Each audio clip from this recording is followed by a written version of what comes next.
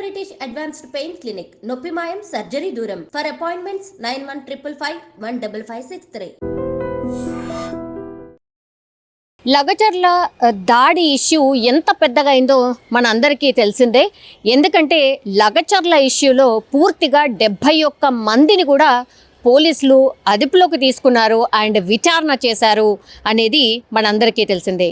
ఇందులో భాగంగానే కొడంగల్కి సంబంధించిన మాజీ ఎమ్మెల్యే పట్నం నరేందర్ రెడ్డితో సహా ప్రధాన అనుచరుడు బీఆర్ఎస్కి సంబంధించిన ప్రధాన అనుచరుడు సురేష్ను కూడా అదుపులోకి తీసుకున్న పరిస్థితి.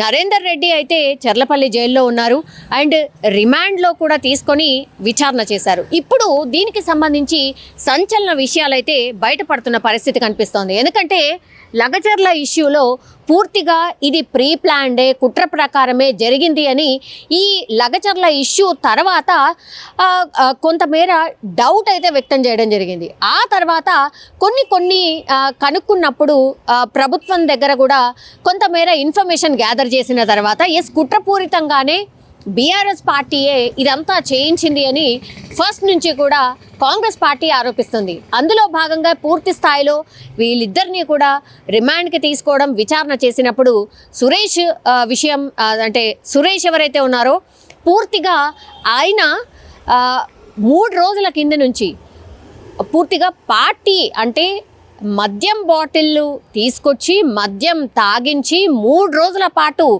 లగచర్లలో ఉన్నటువంటి గ్రామస్తులని పూర్తిగా భూసేకరణకి వచ్చినప్పుడు ఏమేం చేయాలి, ఎట్లా ముందుకు వెళ్ళాలి అని వీళ్ళందరికీ చెప్తూ ఉసిగొల్పి ఇదంతా చేయించాడు అనేసి సంచలన విషయాలు సురేష్ చెప్పినట్టుగా అయితే పోలీసులు వెల్లడించిన పరిస్థితి అయితే కనిపిస్తోంది.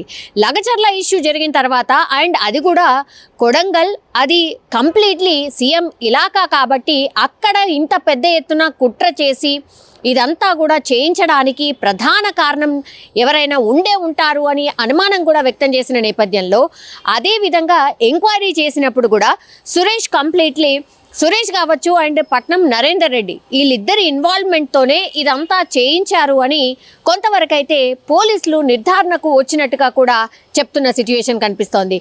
ఎందుకంటే కోస్గిలో వీళ్ళందరికీ మందుని పూర్తిగా తీసుకొచ్చి వాళ్ళందరినీ కూర్చోబెట్టి భూసేకరణకు వచ్చినప్పుడు అండ్ ఈ ఆర్థిక పరంగా అంటే భూములకు చెల్లిస్తున్నటువంటి ఈ రియంబర్స్ ఏదైతే ఉంటుందో దాని విషయంలో పూర్తిగా రెచ్చగొట్టి ఎప్పుడైతే అధికారులు వస్తారో మీరు దాడులు చెయ్యండి అని ఈయననే 3 రోజుల పాటు పూర్తిగా ఈ గ్రామస్తులందరినీ ఎవరి అయితే భూములు పోతున్నాయో వాళ్ళందరినీ సిటీ వస్తే ఫార్మాకి భూములు ఇచ్చేస్తే మీ బతుకులు ఇంకా ఆగమే అంటూ వాళ్ళందరినీ రెచ్చగొట్టడం, అందులో భాగంగానే 3 రోజుల పాటు వీళ్ళకు మద్యం తాగించి వాళ్ళు వినేటట్టుగా చేసుకొని ఆ తర్వాత అధికారులు వచ్చినప్పుడు, కలెక్టర్ వచ్చినప్పుడు దాడికి పాల్పడేటట్టుగా చేసింది సురేష్ అండ్ పట్నం నరేందర్ రెడ్డి అని ఎంక్వైరీలో తేలినట్టుగా పోలీసులు అయితే చెప్తున్న పరిస్థితి కనిపిస్తోంది.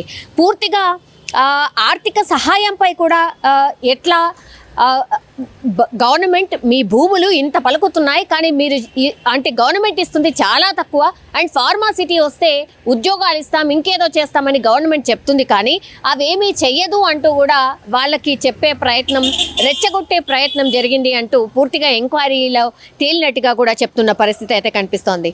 సో లగచర్లకు పూర్తిగా కోస్గి ఎక్సైజ్ పోలీసులు కూడా మరి ఇప్పుడు సురేష్ చెప్పినటువంటి విషయం కావచ్చు వీటన్నిటి మీద ఎంక్వైరీ చేసినప్పుడు ఈ కోస్గికి సంబంధించి ఎక్సైజ్ అధికారులు కూడా పూర్తిగా వెళ్ళి ఇన్ఫర్మేషన్ తీసుకున్నప్పుడు మద్యం బాటిళ్ళు పెద్ద ఎత్తున తీసుకెళ్ళినట్టుగా గుర్తించినట్టుగా దీనికి సంబంధించిన రిపోర్ట్ కూడా ఇప్పుడు పోలీసులకు అందింది విచారణ చేస్తున్న టైంలో అనేది కూడా పోలీసులు చెప్తున్న పరిస్థితి. సో స్కెచ్ ప్రకారమే లగచర్ల దాడిని ప్లాన్ చేశారు, అందులో భాగంగానే ఇదంతా కూడా జరిగింది.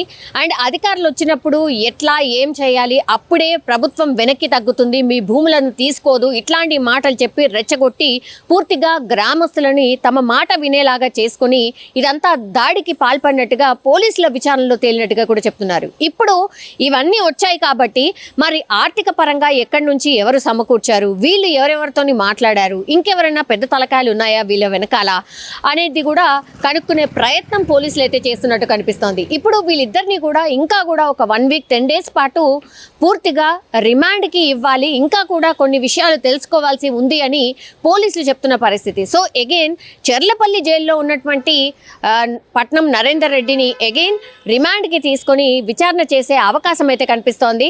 అలాగే సురేష్ని కూడా మళ్ళీ ఇంకోసారి రిమాండ్కి తీసుకొని వీళ్ళిద్దరూ చెప్పే వర్షన్ ఎలా ఉంది ఏంటి, ఇంకేమైనా కొత్త విషయాలు చెప్పబోతున్నారా, ఇప్పటికే మద్యం ఏరులై పారింది, మద్యం తాగించి వీళ్ళందరినీ కూడా మైండ్ సెట్ చేసి రెచ్చగొట్టి ఇదంతా చేయించారు అని ఒక విచారణలో వెల్లడైంది. కాబట్టి ఇంకా దీని వెనకాలే ఇంకెవరున్నారు అనే కోణంలో పోలీసులు ఎంక్వైరీ చేయడానికైతే మళ్ళీ రిమాండ్కి అడిగే అవకాశం అయితే కనిపిస్తోంది. ఇప్పుడు లగచర్ల దాడికి సంబంధించి ఇష్యూ ఇప్పుడు అగైన్ దీనికి సంబంధించిన ఇన్ఫర్మేషన్ మళ్ళీ బయటకు వచ్చింది కాబట్టి ఇంకేం చెప్తారు ఏంటి అనేది వేచి చూడాల్సిందే. అండ్ ఇంకోటి ఏంటంటే దీని మీద బీఆర్ఎస్ పార్టీ మరి ఎట్లా రియాక్ట్ కాబోతోంది, ఎందుకంటే లగచర్ల ఇష్యూలో మేము సక్సెస్ అయ్యాము అనేటువంటిది బీఆర్ఎస్ పార్టీ పదే పదే చెప్తోంది. కాబట్టి లగచర్ల ఇష్యూని మేము టేకప్ చేసిన తర్వాతనే బాధితులు చాలామంది ఉన్నారు, వీళ్ళంతా కూడా జెన్యూన్గా ఉన్నారు అని